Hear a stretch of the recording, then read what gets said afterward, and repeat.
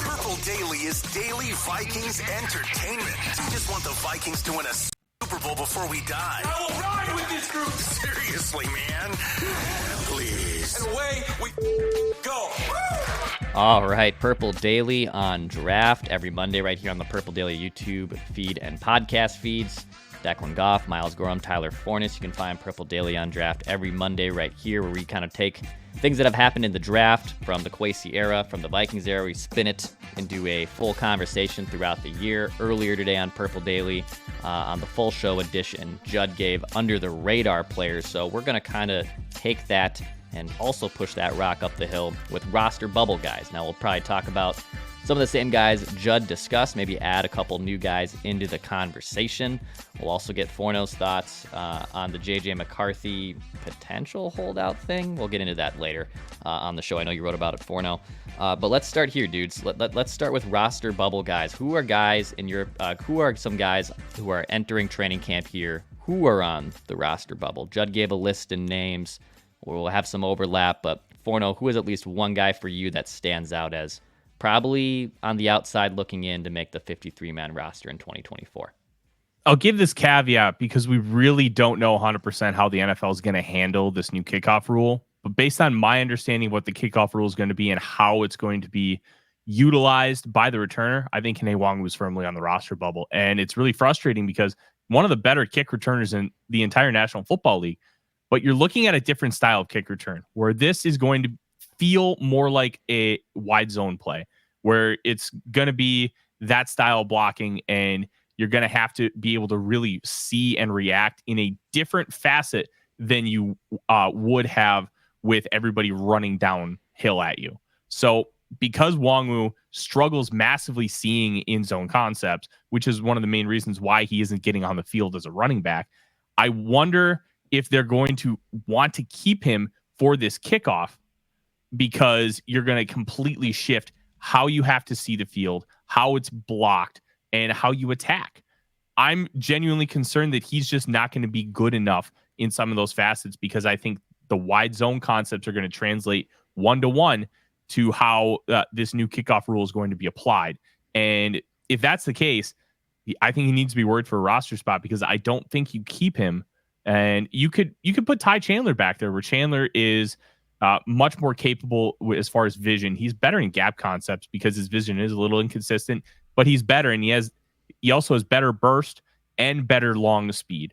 So I think that he may be a better fit. You also maybe look at a third running back like Myles Gaskin, who I think could thrive there because of his experience and his not just the ability to have some speed, but his vision would be significantly better than Nwangwu's.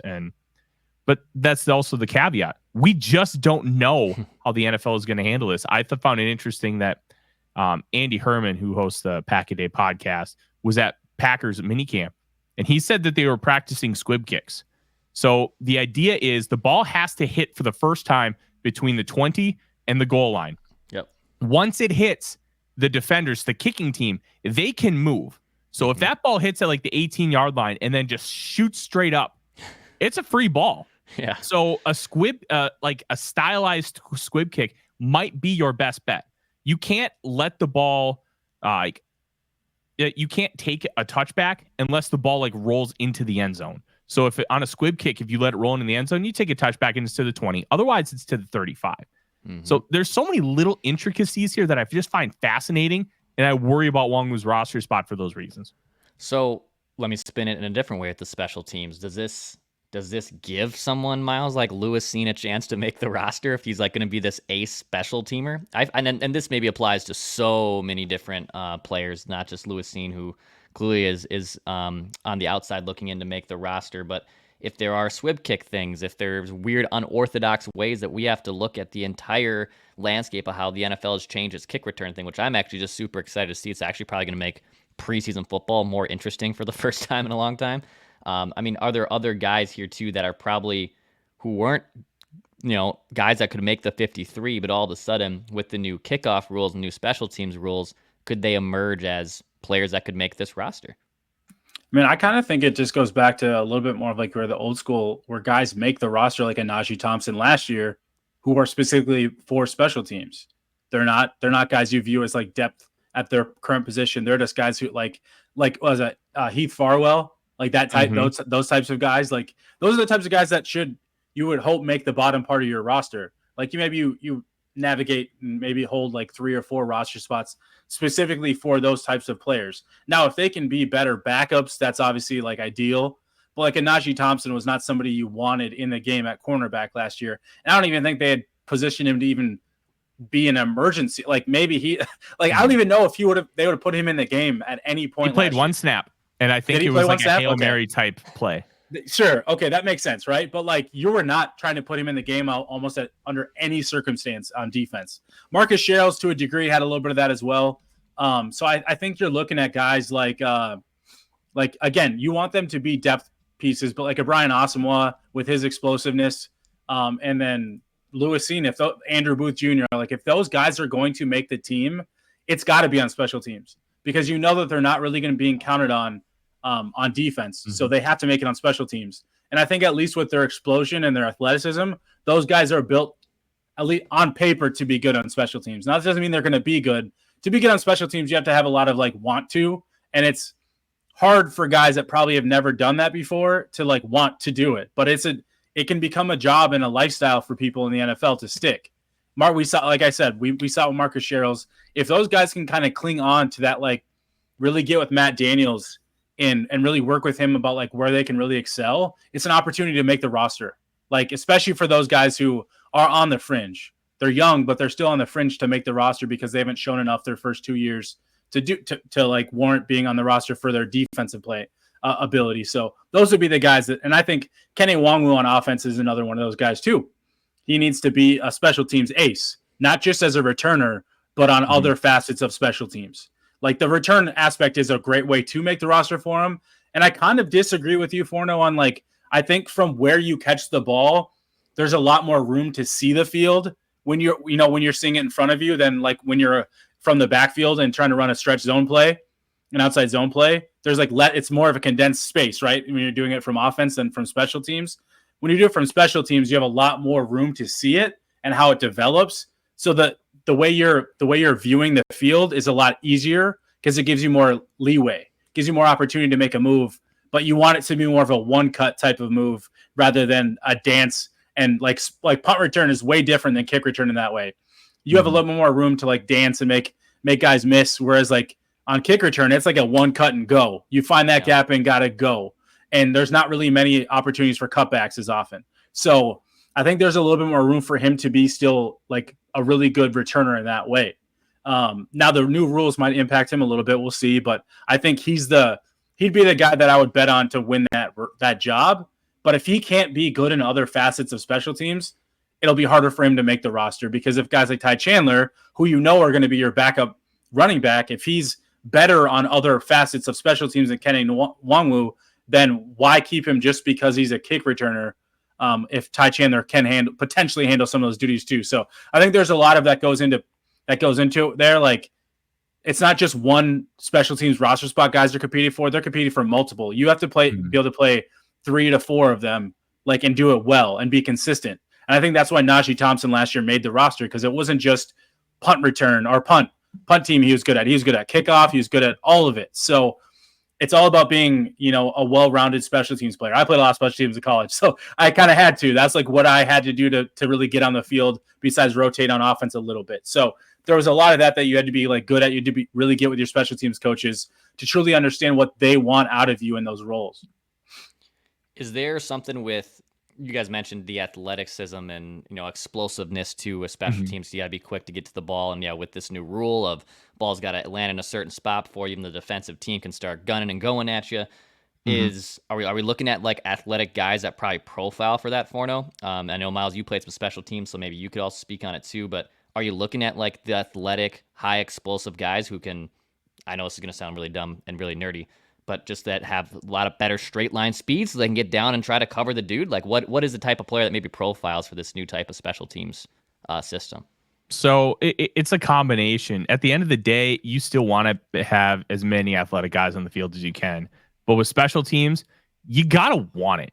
You got to be that guy who's going to go down there and want to decapitate somebody. It's just a different style of football, and you have to want to play special teams. It's one of the reasons why Najee Thompson is so good. He loves special teams. He craves it.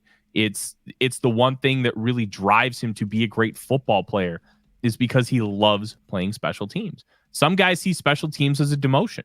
We all make fun of Urban Meyer because of the Jacksonville Jaguars stint, and rightfully so.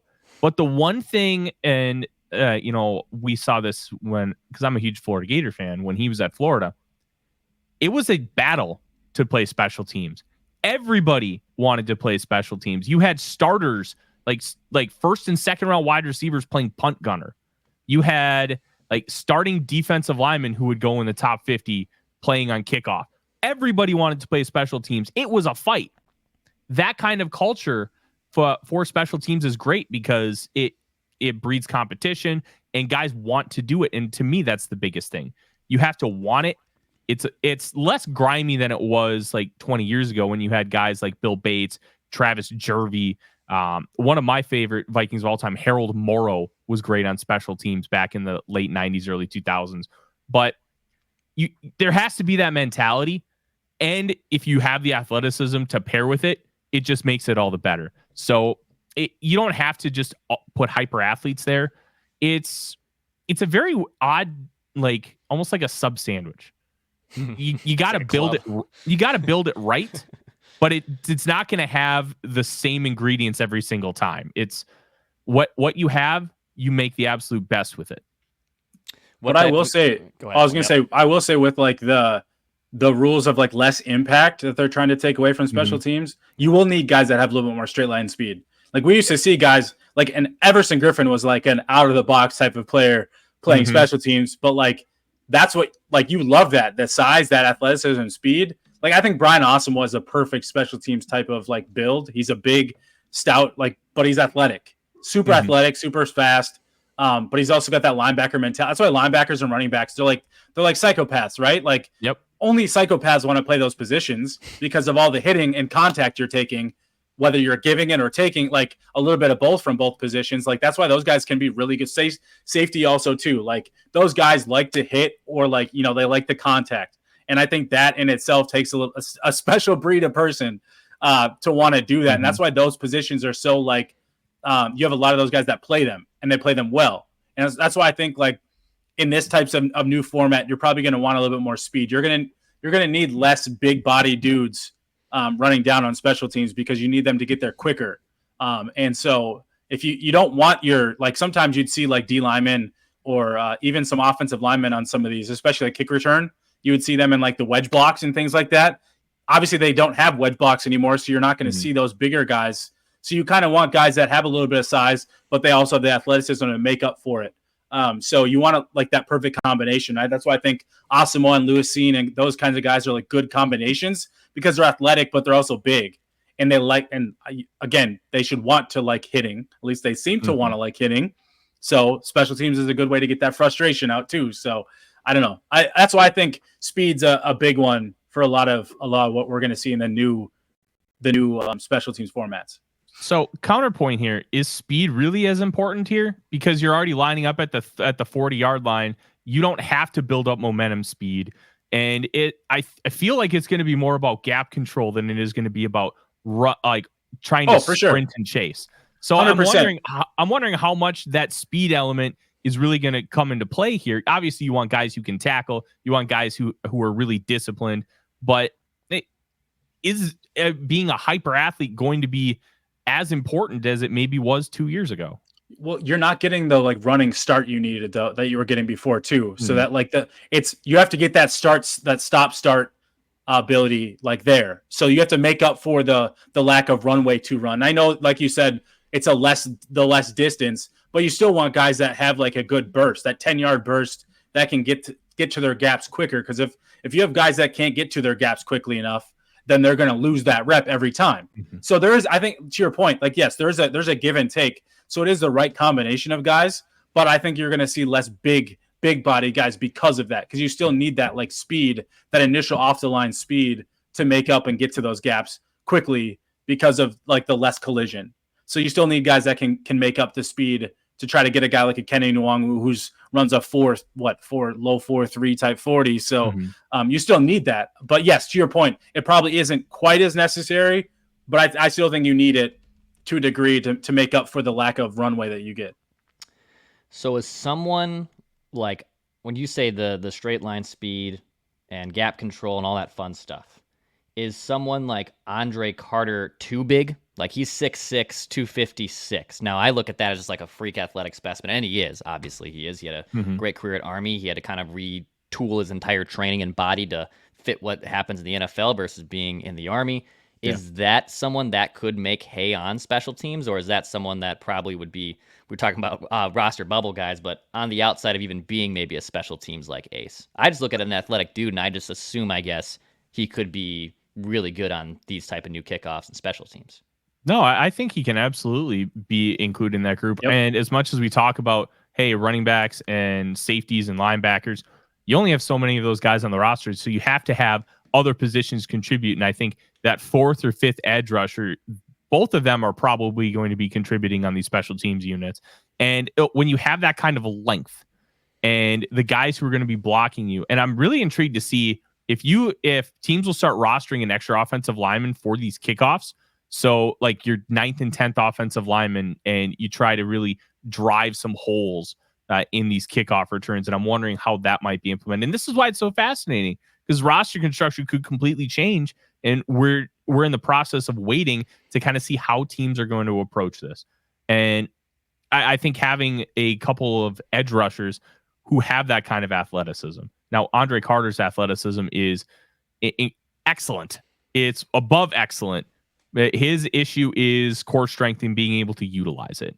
And that functional strength could end up costing him a roster spot. But I think on special teams, I don't think you can use him the same way as you did Everson Griffin, because they were using Everson Griffin as a punt gunner. Yeah, that was a different scenario. You could use him at, lined up as I don't know what the exact positions are called, but if you line him up as like a tight end, like the last guy on the wing, and that's a spot where I think he could thrive on like punts, and you could utilize him in punt coverage, maybe like more on the interior where you have your faster guys split more to the outside. So when you penetrate inward, it's going to be a lot easier to chase. And I think you can utilize some of that.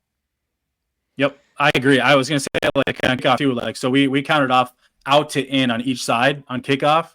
So L1 all the way or R1, depending on the side you're on, all the way down into there's 11 people. So 5. So each row has a 5. And so you were designated a lane based off of it. Andre Carter could be an L5, like right in that middle, right next to the kicker. You want guys that have a little bit of explosiveness in that range, because they're one of the first ones to get down, because you're right down the middle. So you're not like the outside guys are usually the contain.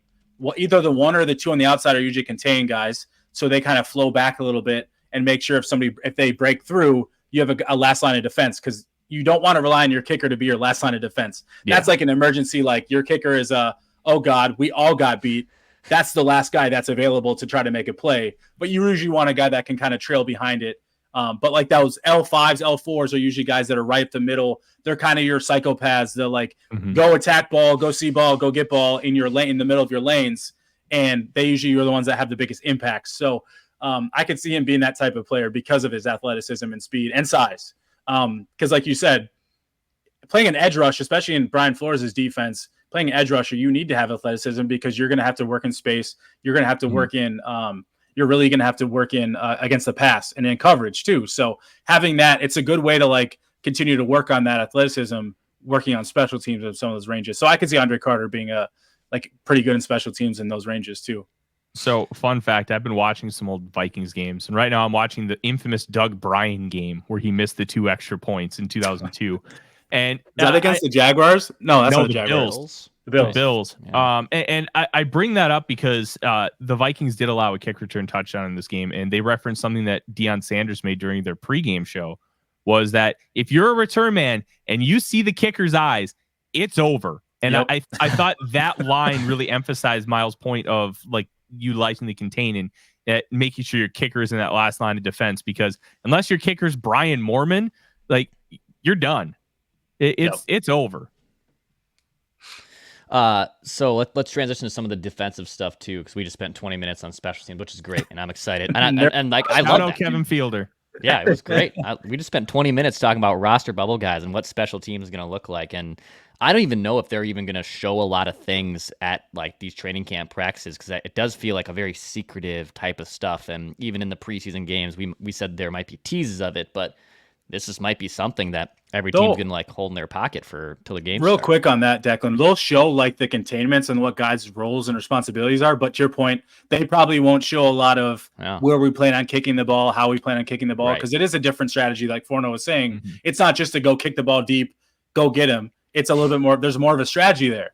There's a lot more strategy than just so. Yes, they probably won't show as much of that, especially in the because who is it the Browns that they have a joint practice with. Like they definitely won't show it in a lot of that, but they might have a little bit of simulation in those things too. There's a reason why the beat hasn't seen any kickoffs yet. Yeah, 100%. On the defensive side, though, roster bubble guys, not even roster, because this guy's not a roster bubble guy, but a guy that can maybe jump the depth chart. And we've talked a little bit about Jaquelin Roy. What do we like about this guy? And does he have a chance here? And he played in a few games last year. He got a couple sniffs at the roster. Is there a chance that this guy becomes what he's supposed to be? And, the Vikings have a problem in the A gap in general, just at developing pressure, stopping the run. It's been a problem basically since the Linval-Joseph era came to an end. It it was kind of like a bam moment of 20 years of having great stuff in the A gap for Vikings fans. And they've been a sieve in that department ever since. Does Jaquelin Roy make this roster and not just make it, but like make an impact? Like, do we see him making a big impact at training camp this year? Yeah, I do. And one of the things that's really intriguing is his comp coming out from Lance Zierlein was Dalvin Tomlinson. So that's a style of player that you're going to be getting. And I think one of the interesting things about him was going into that 2022 season in college, he was projected to be a first-round pick. Bleacher Report projected him to go at 19 to the Minnesota Vikings, ironically enough. And that LSU defense is such a wild enigma. So many talented guys. Jaquelin Roy was taken in the 5th round in 2023, and that defensive line had 3 guys taken in the draft this past year. They have Harold Perkins, who, depending on how you want to use him, he's probably best at off ball because he only was 220 pounds. So I want to put him at edge. He could go easily in the 1st round this year. They have talent in corner. They have talent in safety. They have more talent on the defensive line. That defense was abysmal last year, and it was abysmal in 2022. So it's really hard to truly understand some of that dynamic with a guy like Roy, who has all the upside in the world and just never was able to put it together in that final year. And I put the onus there on Brian Kelly, because it was once Brian Kelly came in that everything started to really falter on the defensive side of the football. So you have a year with Brian Flores, you have a year in an improved, even though LSU's strength and conditioning program is excellent, it's not the NFL. A strength and conditioning program with the Vikings. I think that he could end up earning a starting job. We need to see it, though. Everything is projection, but he's got penetration ability. He's got the ability to play nose and kick outside to 3-tech or even 5-technique on passing downs. That kind of versatility is going to be massive with Brian Flores. We've seen how he likes to utilize players and how he loves being able to move them and use them as a chess piece in all kinds of different situations. But Roy is easily a guy who could step up and make an impact, especially because that defensive line, look, Jerry Tillery and Jonathan Bullard starting with Harrison Phillips, none of that feels great. It feels like, okay, this feels like a week 8 starting lineup because our stud is out. Those guys are rotational guys, and it would be nice to have somebody step up and prove that they're a starter. It feels like in a 3-4, and Harrison Phillips is probably still your starting nose tackle in that department. But in a 4-3, is that probably where we see Roy maybe mix in a little bit more? Like, I think he'd have to wow you, right, to be like the everyday starting nose tackle and take the job from Harrison Phillips. At that point, you just kick Phillips out to 4-eye, because I think he's a better player at 4-eye. He's not a true nose. He holds up well enough at nose, but it really limits his impact because he's just trying to hold on to blockers at that point. Because that's the main job of a nose, to occupy space and be able to allow those inside linebackers to really penetrate and make plays. Phillips is going to be better from like 2-eye on out. And if you can utilize him in that role and have somebody take over as the nose, I think that's objectively better for this defense. I don't think he's like, I think if he's going to take anybody's job, it's probably Jerry Tillery's, because they like Bullard, and Bullard is a very solid player. Not sexy, but he's also not going to screw up either. He's just he's like a 6. Not sexy, but good. So defensive tackle, Miles, I mean, do you see him fitting better at nose versus D tackle? I mean, he's probably not going to be in the ends by any means, but he's probably someone that could obviously help out with this problem that the Vikings have had, obviously, like at the A gap with generating pressure and stopping the run. I think he's gonna be a really exciting player to watch here, because they're open for business at those two positions. Like there's a shrug emoji kind of after Harrison Phillips of who could be the other guys behind him. Well, and even Harrison Phillips he's only playing nose because they don't have anybody else that's as stout against the run and can contain gaps the way that Phillips is. But that's not even that's not what he's best at from a nose tackle perspective. Like Forno said, the 2-eye and even a defensive end role, he would be better at that. But they don't have anybody else to come take the nose role, so they kind of have to put him there because they have nobody else to put there. I think he should be able to take. In my opinion, Bullard should be the guy he's eyeing. Bullard's like the cheapest guy in the roster, like in terms of that role. He's a guy that they know what they have in him, but Roy is the one with upside. I still think Tillery's your best, probably arguably your best interior pass rusher right now. He did pretty good with the Raiders last year, especially when you look at what the rest of his time with the Chargers looked like. It wasn't as great, but the Raiders, he kind of looked to put a little bit more of it together. I think he had over 30 total pressures last year, and the Vikings, I don't think, had anybody in the interior with that number. So the Vikings need that type of pressure to get to the quarterback. So that's why I think Tillery's a good fit for what they need, but they need another guy to come in from the interior and kind of get more at the passer. And I think Roy's that type of guy, whether it's from the nose, penetrating from nose, or penetrating from the defensive end role, that 5 gap or 2-eye gap, wherever they want to line these guys up on the interior. That's kind of where I think he fits best. You want him to be a little bit more of that explosive guy immediately off the ball. They just don't have it in Phillips, which Phillips is your best interior D lineman, but that's just not his specialty. Isn't good enough to the passer. So if Roy can kind of develop that role, it'll go a long way, especially since Phillips is in a contract year too. So they're looking for guys beyond just this year. It's about how can we project forward, and all 3 of the current starters aren't under contract after this year. So you really need to find those players. And so if Roy can be that first guy, that'll go a long way for this defense. On the JJ McCarthy front, so I know there's been some whispers and hasn't been much reporting on this nationally or even locally on the beat, but could JJ McCarthy hold out if he doesn't get 100% of his signing bonus up front? Personally, character-wise, I would be pretty shocked if a guy like McCarthy held out, and it kind of would go against of a lot of the intangibles and team first and a lot of the mindset he just has.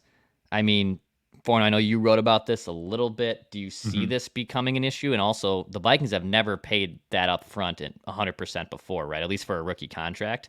So what do you think happens here? Do you see McCarthy holding out at all when training camp opens?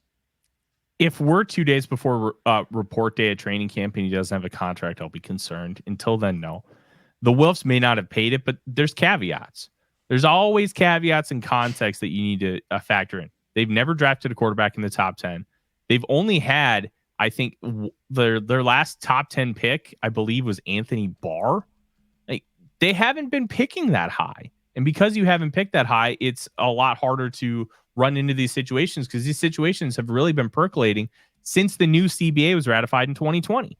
The guys like Trevor Lawrence, Travon Walker, CJ Stroud, they've all got those bonuses up front right away. Well, that's a recent trend, so the Vikings haven't had to really deal with it. They haven't guaranteed salary outside of year one. Well, they did with TJ Hawkinson. They haven't fully guaranteed a contract for 3 years. Well, they did that with Kirk Cousins. They just made Justin Jefferson the highest paid player, non-quarterback in NFL history. They're willing to change things for players. So just because they haven't done it in the past Well, have they ever been given the opportunity to do so? And for me, the answer is no. And contract structure like that, so the signing bonus payout and offset language. So the way I put it is like the Henry Ruggs situation. Ruggs did something where you could void out guarantees in his contract because he was convicted of vehicular manslaughter. If you don't pay out the money, then it's a lot easier to get it back for salary cap purposes. You can just completely wipe it from the books if that cash hasn't been paid. So from a business perspective, you could argue that the Wolves would be smart to not want to pay it out because it's almost like an insurance policy. There's a 0.0001% chance of something like that happening, but mitigating risk is a smart business practice. Now, it's also a smart business practice to take care of your players when they want something, if you have the ability to, because that money's going into escrow anyways, to just pay it out. So there's many different layers to it, but I don't think he's going to hold out. I think they're going to get the contract done, and I bet he gets that entire signing bonus. Yeah, I guess you really have good points of that the Vikings are in a position where they haven't done this before with at least a rookie and drafting a QB this high. Mm-hmm.